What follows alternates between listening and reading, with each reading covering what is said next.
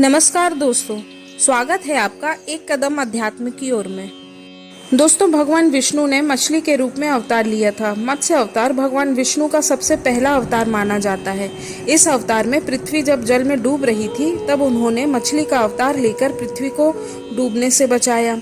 एक दूसरी मान्यता के अनुसार एक राक्षस ने जब वेदों को चुराकर सागर की अथाह गहराई में छुपा दिया, तब भगवान विष्णु ने मत्स्य रूप धारण करके वेदों को प्राप्त किया और उन्हें पुनः स्थापित किया।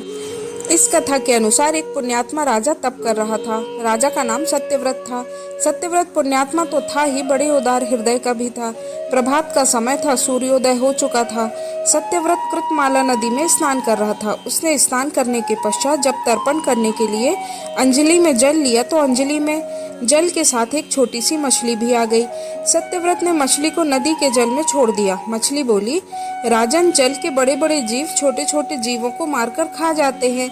अवश्य ही कोई बड़ा जीव मुझे भी मारकर खा जाएगा। कृपा करके मेरे प्राणों की रक्षा कीजिए। सत्यव्रत के हृदय में दया उत्पन्न हो उठी। उसने मछली को जल से भरे हुए अपने कमंडल में डाल लिया। तभी एक आश्चर्यजनक घटना घटी। एक रात में ही मछली का शरीर इतना बढ़ गया कि कमंडल उसके रहने के लिए छोटा पड़ने लगा। दूसरे दिन मछली सत्यव्रत से बोली, राजन, मेरे रहने के लिए कोई दूसरा स्थान ढूंढिए, क्योंकि मेरा शरीर तो बढ़ गया है। मुझे घूमने फिरने में बड़ा कष्ट होता है। सत्यव्रत ने मछली को कमंडल से निकालकर पानी से भरे हुए मटके में रख दिया।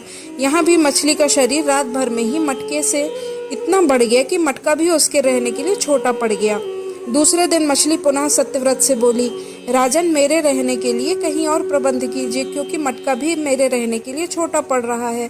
तब सत्यव्रत ने मछली को निकालकर एक सरोवर में डाल दिया, किंतु सरोवर भी मछली के लिए छोटा पड़ गया। इसके बाद सत्यव्रत ने मछली को नदी में और फिर नदी के बाद समुद्र में डाल दिया। पर आश्चर्य यह था कि समुद्र में भी मछली का शरीर इतना अधिक बढ़ गया कि मछली के रहने के लिए वह छोटा पड़ गया। अतः मछली पुनः सत्यव्रत से बोली, राजन, यह समुद्र भी मेरे रहने के लिए उपयुक्त नहीं है। मेरे रहने की व्यवस्था कहीं और कीजिए। अब सत्यव्रत को बहुत आश्चर्य हुआ। उसने आज तक ऐसी मछली कभी नहीं देखी थी।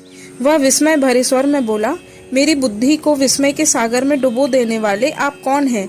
मत्स्य रूपधारी श्री हरि ने उत्तर, राजन, हयग्रीव नामक दैत्य ने वेदों को चुरा लिया है। जगत में चारों ओर अज्ञान और अधर्म का अंधकार फैला हुआ है। मैंने हयग्रीव को मारने के लिए ही मत्स्य का रूप धारण किया है। आज से 7वें दिन पृथ्वी प्रलय के चक्र में पड़ जाएगी। समुद्र उमड़ पड़ेगा, भयानक वर्षा होगी, सारी पृथ्वी पानी में डूब जाएगी। जल के अतिरिक्त कहीं कुछ भी दृष्टिगोचर नहीं होगा। आपके पास एक नाव पहुंचेगी। आप सभी अनाज और औषधियों के बीजों को लेकर सप्तऋषियों के साथ नाव पर बैठ जाइएगा। मैं उसी समय आपको पुनः दिखाई पड़। सत्यव्रत उसी दिन से श्री हरि के स्मरण करते हुए प्रलय की प्रतीक्षा करने लगे। 7वें दिन प्रलय का दृश्य उपस्थित हो उठा। समुद्र भी उमड़कर अपनी सीमाओं से बाहर बहने लगा। भयानक बारिश होने लगी।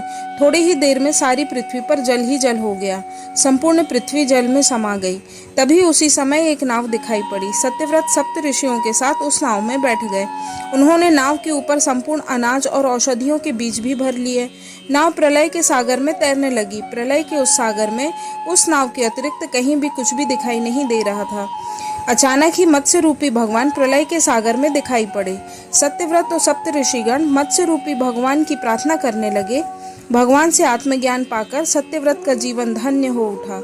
वो जीते जी ही एक जन्म से मुक्त हो गए। प्रलय का प्रकोप शांत होने पर मत्स्य रूपी भगवान ने हयग्रीव को मारकर उससे वेद छीन लिए। भगवान ने ब्रह्मा जी को पुनः वेद दे दिए। इस प्रकार भगवान ने मत्स्य रूप धारण करके वेदों का तो उद्धार किया ही, साथ ही संसार के प्राणियों का भी अमिट कल्याण किया। तो दोस्तों, आपको कहानी कैसी लगी? अगर वीडियो पसंद आई हो तो आप कृपया इसे देखें और शेयर भी करें, और साथ ही सब्सक्राइब जरूर करें। धन्यवाद। नमस्कार।